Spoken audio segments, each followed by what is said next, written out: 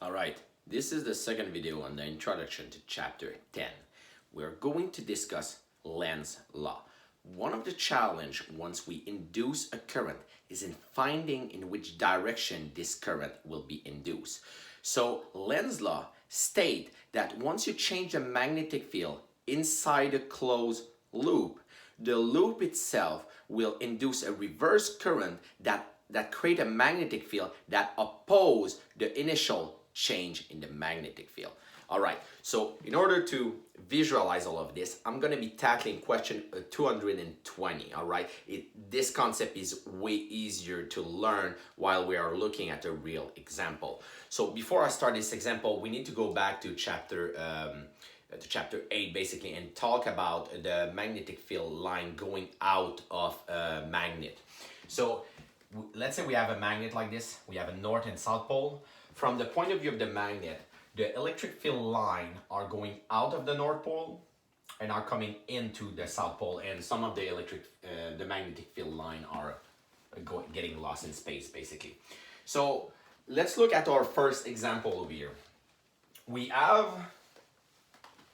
I will need a different color marker.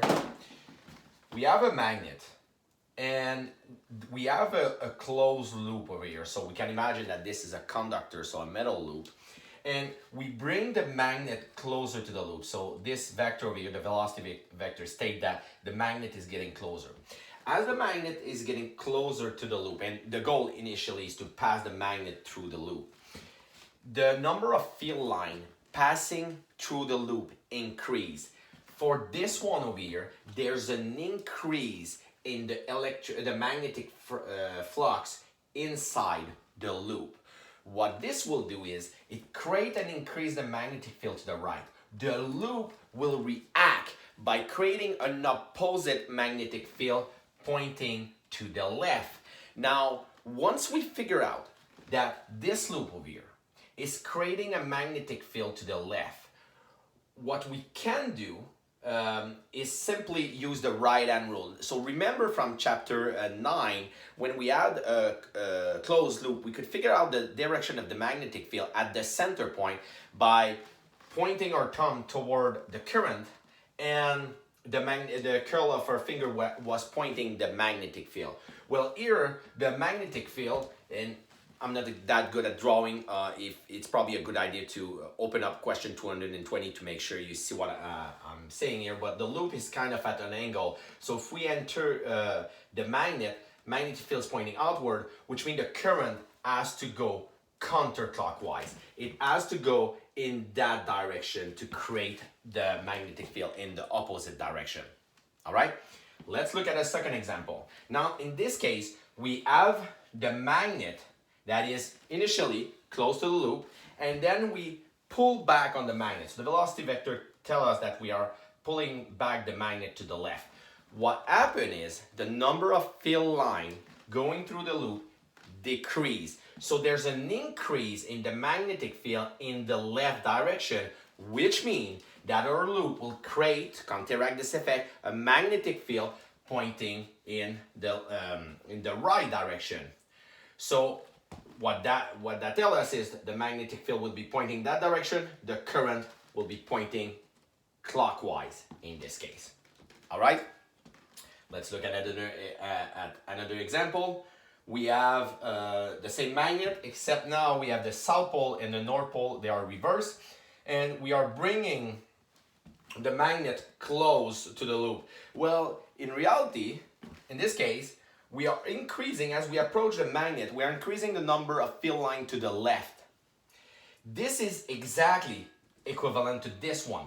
The number of field line is increasing to the left, which means that we have the induced magnetic field pointing to the right, the current pointing clockwise in this case. All right, now we are going to look at a third example, but instead of moving the magnet, we are moving the loop in this case.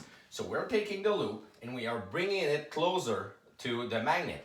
That means the magnetic field line, will increase in the direction to the right, which means that the loop will create an opposing magnetic field to the left, and it will create a current in the counterclockwise direction. Now note a trick that I like, you can use like we did in chapter 9, use your thumb to point the direction of the current, but if you can also point your thumb in the direction of the magnetic field, the induced magnetic field. In this case, it will be in that direction, and the curl of our finger will be pointing the direction of the current.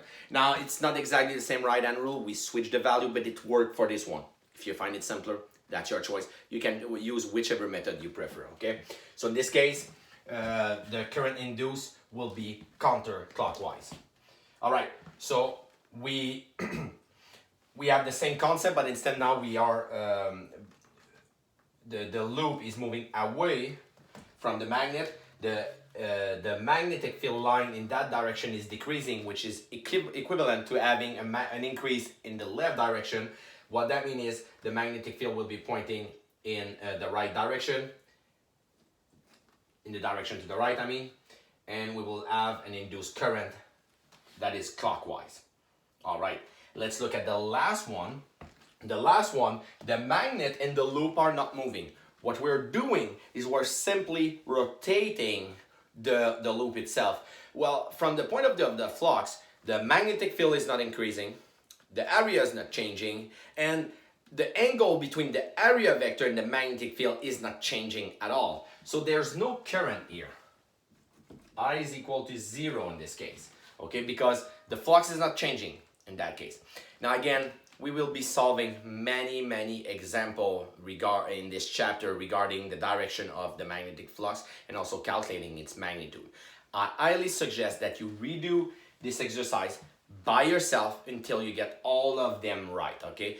For sure, in the test, there will be a part where you need to determine in which direction the current is going, and you will need to use Lenz's law. All right, so that's it for this video.